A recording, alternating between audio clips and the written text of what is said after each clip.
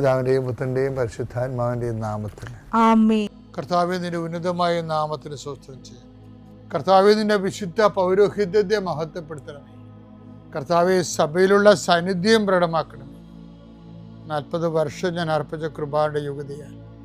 കൃപാസ്ഥാനത്താറെ ജീവനോടെ പ്രത്യക്ഷപ്പെട്ട മാതാവിന്റെ മാധ്യസ്ഥ രോഗികൾ, പീഡിതരെ, മാനസിക സംഘർഷം അനുഭവിക്കുന്നവരെ, ഡിപ്രഷൻ അനുഭവിക്കുന്നവരെ, മരുന്ന് കഴിച്ചിട്ട് ഉറക്കം മൂടുകയും ശരീരം തൂക്കം വെക്കുകയും ചെയ്യുന്നതല്ലാതെ പ്രത്യേകിച്ച് പ്രയോജനമൊന്നും ഇല്ലാതെ ഡിപ്രഷൻ കൊണ്ട് വേദനിച്ച് ജീവിക്കുന്ന ആൾക്കാരെ കർത്താവേ, നീ അവരെ തൊടണമെന്ന് പ്രാർത്ഥിക്കുന്നു.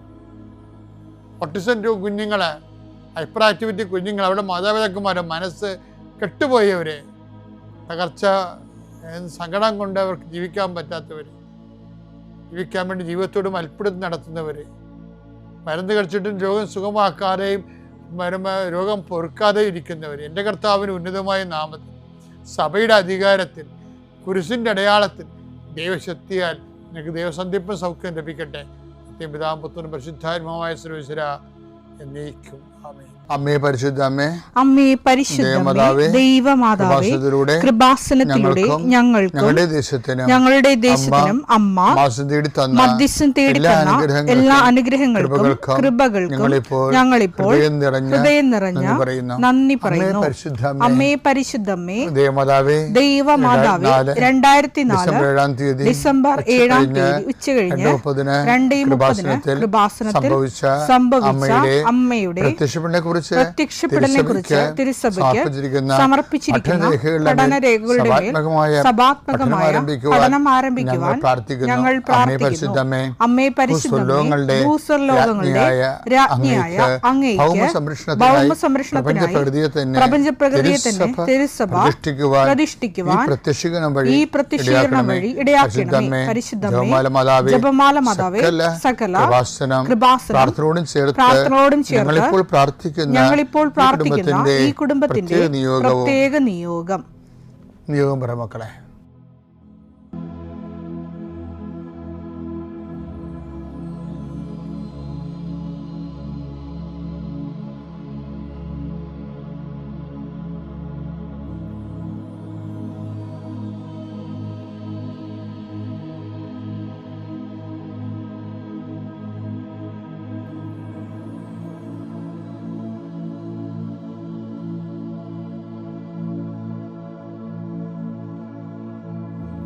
അമ്മയുടെ പ്രത്യക്ഷീകരണത്തിന്റെ ഈ അനുഗ്രഹവേളയിൽ ഞങ്ങൾക്ക് സാധിച്ചു തരുവാൻ കനിയണമേ. ആമേൻ. എൻ്റെ പ്രിയപ്പെട്ടവരെ, പിന്നെ നമ്മൾ ഈ ദിവസങ്ങളൊക്കെ എടുക്കുന്ന ഒരൊറ്റ സബ്ജക്റ്റാണ്. എന്ന് വെച്ച് കഴിഞ്ഞാൽ വിശ്വാസ ദാരിദ്ര്യം ഉണ്ടായാൽ എന്ത് ചെയ്യും, പ്രാർത്ഥന ശൈത്യം ഉണ്ടായാൽ എന്ത് ചെയ്യും, ആത്മീയ മരവിപ്പുണ്ടായാൽ എന്ത് ചെയ്യും. അതാണ് നമ്മുടെ ചോദ്യങ്ങൾ. ഇങ്ങനെ വന്നാൽ എന്ത് ചെയ്യുക വെച്ചാൽ അതിന് ഓരോരോ ഘട്ടന ഇന്നലെ മെനയെന്നൊന്ന് പറഞ്ഞ് ഇന്ന് പറഞ്ഞ എന്തറിയാമോ, ഇന്ന് പറയണത് ഈ ചില കാര്യങ്ങളെ തിരിച്ച് കിട്ടുമെന്ന് ഉറപ്പില്ലാത്ത സ്ഥലത്ത് കർത്താവിൻ്റെ നാമത്തിൽ കൊടുക്കാൻ പറയും, തിരിച്ച് കിട്ടാത്ത സ്ഥലത്തേക്ക് കൊടുക്കാൻ പറയും. അപ്പം നമുക്ക് എപ്പോഴെങ്കിലും ഒരു ആത്മീയ മരയിപ്പ് വന്ന്, പ്രാർത്ഥന ശൈത്യം വന്ന്, അപ്പം അങ്ങനെയൊക്കെ വന്നാൽ ഒരു ഫെയ്ത്ത് ഫ്രിജിഡിറ്റി, വിശ്വാസ മരവിപ്പ് എന്ന് പറയും, വിശ്വാസ മരവിപ്പ്, അങ്ങനെയൊക്കെ വന്ന് നമ്മളിനി എന്ത് പ്രാർത്ഥിക്കാനാണ്, ആരോട് പ്രാർത്ഥിക്കാനാണ്, പ്രാർത്ഥിക്കാൻ തോന്നുന്നില്ല. അപ്പോൾ അതിനർത്ഥം നമുക്ക് ഇപ്പോൾ നമ്മൾ എന്ത് പ്രശ്നം, നമ്മൾ ബൈക്ക് ഓടിക്കത്തില്ലേ, ബൈക്ക് ഓടിക്കുമ്പോൾ എല്ലാ ബൈക്കിലും എന്താ സംഭവം, കുറച്ച് കഴിയുമ്പോൾ റിസർവയർ എന്നല്ലേ, റിസർവയർ അങ്ങനെ സംഭവമില്ല, ഇതിൻ്റെ അകത്ത് നമ്മളുടെ പെട്രോൾ ടാങ്കിൻ്റെ അകത്ത് തന്നെ റിസർവ് ചെയ്തിരിക്കുന്ന ഓയിൽ. അപ്പോൾ ഇപ്പോൾ നമ്മളൊരു 40 ഒരു ലിറ്റർ അടിച്ചെന്ന് വിചാരിച്ചോ, ലിറ്റർ ഇപ്പോൾ 1.20 എത്ര രൂപയാണ്, ഇപ്പം 1 ലിറ്റർ പെട്രോൾ അടിച്ചാൽ 2 ലിറ്റർ പെട്രോൾ അടിച്ചെന്ന് വിചാരിച്ചോ. അപ്പം നമ്മളിങ്ങനെ യാത്ര ചെയ്യണം ബൈക്കിൽ, നമ്മൾ എണ്ണ അടിക്കാൻ മറന്നു പോയാലും ഉടനെ ആ റിസർവറിയർ അവിടെ കത്തിക്കിടക്കുക, എണ്ണ തീർന്നു. പക്ഷേ ഇനി അടുത്ത പെട്രോൾ പമ്പ് വരെ പോകാനുള്ള എണ്ണ ഈ ടാങ്കിൻ്റെ ഉള്ളിൽ, ടാങ്ക് ഡയറക്റ്റ് വരാത്ത രീതിയിൽ. ബുള്ളറ്റിനൊക്കെ അതുണ്ട്, എല്ലാ ബൈക്കിനൊക്കെ ഉണ്ടോയെന്ന് അറിയത്തില്ല. ആ റിസർവിലൊക്കെ ഇപ്പോൾ ഉണ്ടാവും. അപ്പോൾ നമ്മൾ ടാങ്കിൽ എണ്ണ തീർന്നെന്ന് കണ്ടു കഴിഞ്ഞാൽ ഉടനെ അവർ താഴേക്ക് ആ റിസർവറിൻ്റെ നോബ് തിരിച്ച് വെച്ചിട്ട് അവിടെ നിന്ന് എടുത്തിട്ട് നമ്മൾ പെട്രോൾ പമ്പ് വരെ ഓടിക്കാനുള്ള വെള്ളം കിട്ടും. ഞാൻ ചോദിക്കട്ടെ, അതും കണ്ട് പെട്രോൾ പമ്പ് കണ്ടില്ലെങ്കിൽ എന്ത് ചെയ്യും? എണ്ണയും ടാങ്കിൽ എണ്ണയും തീർന്ന് റിസർവറിലും തീർന്ന് നമ്മൾ ഓടിച്ചോടിച്ച് പോയിട്ടും പെട്രോൾ പമ്പ് കണ്ടില്ലെങ്കിൽ എന്ത് ചെയ്യും? അപ്പോൾ വരണ്ട് കത്തിയിരിക്കും ടാങ്ക്, ഉണങ്ങിയിരിക്കണമെന്ന് പറഞ്ഞാൽ ടാങ്ക് ഉണങ്ങിയിരിക്കണമെന്ന് പറഞ്ഞു. ചില വീടുകളിലൊക്കെ ഭയങ്കര ഇടിയാണ് ചേട്ടാനിയന്മാർ. അപ്പനും ചേട്ടനും അനിയനും എല്ലാം കൂടി വണ്ടി ഓടിക്കും. അതിനകത്ത് പിശുക്കന്മാരാരും ഉണ്ടാവും. അപ്പനായിരിക്കത്തില്ല പിശുക്കൻ, മിക്കവരും ഇളയ മകനായിരിക്കും പിശുക്കൻ. അവനും കൊണ്ടേ വണ്ടി, ചേട്ടൻ്റെ വണ്ടി എടുത്ത് അവനും ഓടിക്കും. അവനും ഓടിച്ചിട്ട് ചേട്ടായി ഓടിക്കുമ്പോൾ ചേട്ടന്മാർക്ക് എപ്പോഴും ഉണ്ടെന്ന് അപ്പനെ അനിയനൊക്കെ എടുക്കണമെന്ന് വിചാരിച്ചുകൊണ്ട് അവർ ഒരു 1 ലിറ്റർ പെട്രോൾ അടിച്ച് വെച്ചിട്ട് അവൻ പോരത്തുള്ളൂ. ഈ ഇളയവനെ ഒരിക്കലും, ഇളയവൻ്റെ സ്വഭാവം അനുസരിച്ചാൽ പലപ്പോഴും ഞാൻ കണ്ടിരിക്കുന്നത് ഈ ഇളയന്മാർ ഭയങ്കര വിക്രമന്മാരായിരിക്കും. യവന്മാർ അടിക്കത്തില്ല. എന്തെങ്കിലും അത്യാവശ്യത്തിന് അപ്പം പുറത്തിറങ്ങി വണ്ടി എടുക്കുമ്പോഴാണ് നോക്കുമ്പോൾ ഉണങ്ങിയിരിക്കണേ കാണാം. ആരാണ് അവസാനം എടുത്ത് ഈ വണ്ടി എടുത്തതെന്ന് ചോദിക്കുമ്പോൾ മറ്റവരപ്പം തന്നെ എടുത്ത് ആ വഴക്ക് കേൾക്കണ അപ്പം മൂത്തവനായിരിക്കും. മറ്റവനറിയാമല്ല, കള്ളത്തരം കാണിച്ചിട്ട് അപ്പത്തിനോട് മുങ്ങിക്കാണും. അപ്പനിപ്പോൾ വണ്ടി എടുക്കും, അപ്പന് വേണ്ടി കിടന്ന് ബഹളം ഉണ്ടാക്കുമെന്ന്. അതെ, അവന് ഇത് വിക്രമം കാണിക്കണവന് എപ്പോഴും നിൽക്കാൻ അറിയാം, പണി കിട്ടണ എപ്പോഴും. ഇല്ലപ്പം ഞാൻ അടിക്ക് വെക്കുമ്പോൾ ഇത്രയും ഉണ്ടായി. അപ്പം ഇങ്ങനെ വന്നാലും ഈ വണ്ടി ഉണങ്ങിപ്പോയ ആത്മീയതയിൽ ഈ ഉണക്കമുണ്ട്.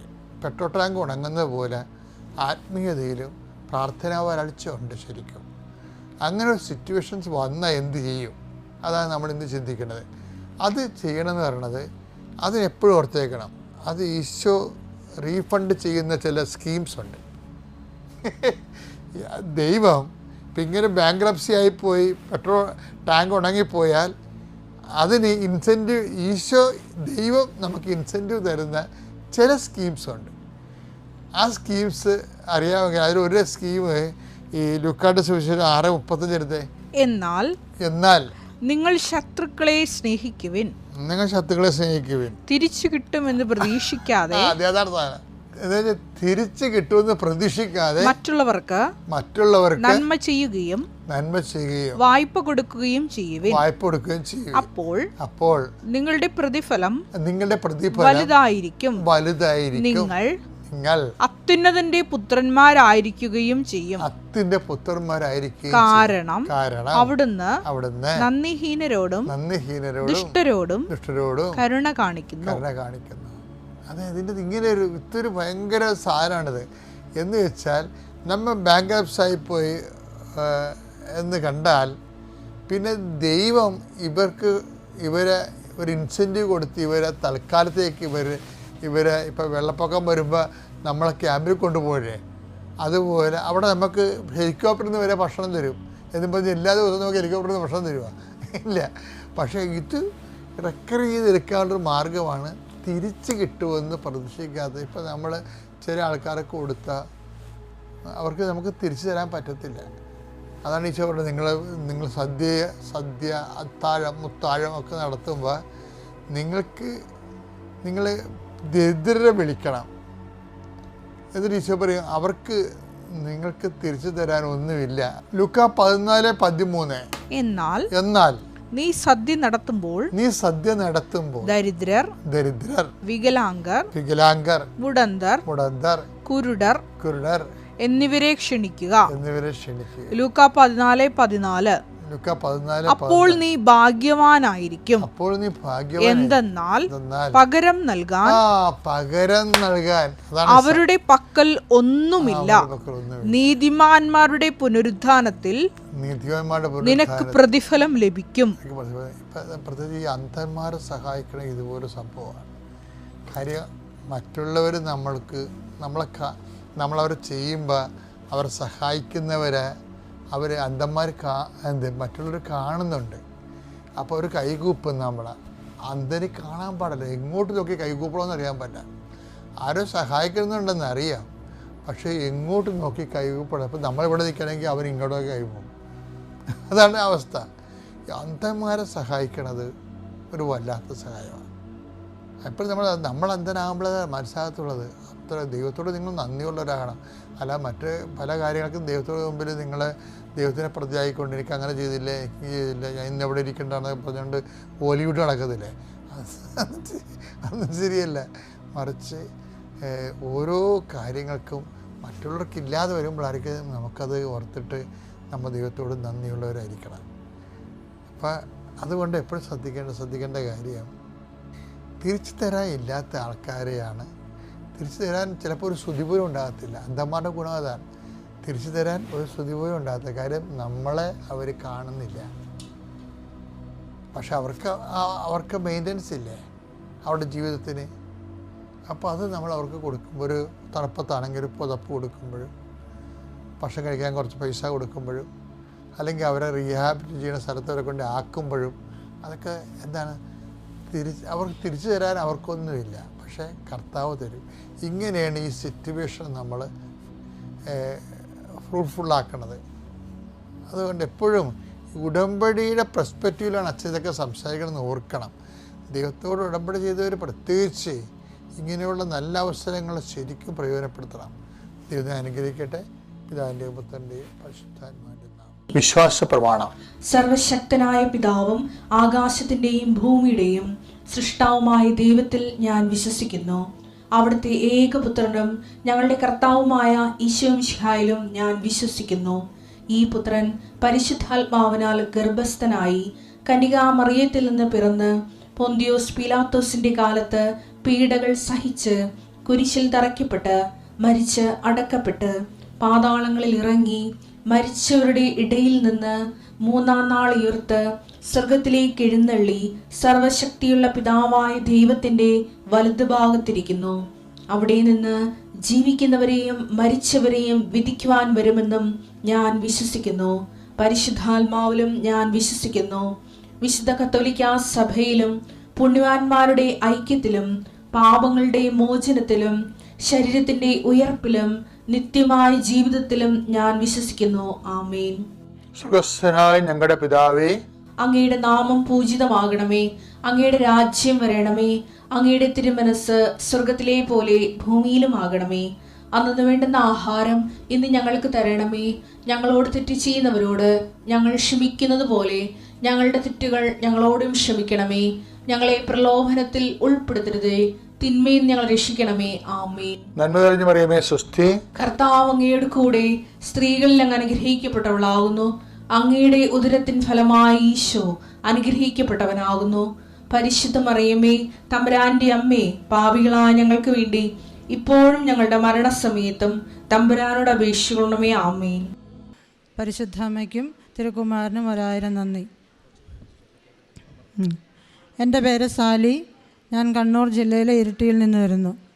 ഞാൻ ആദ്യമായി ഉടമ്പടി എടുത്തത് 18/5/2022 ഉടമ്പടി എടുക്കുന്നതിന് മുൻപ് തന്നെ എനിക്ക് പരിശുദ്ധ അമ്മയുടെ ഒരു വലിയ അനുഗ്രഹമുണ്ടായി.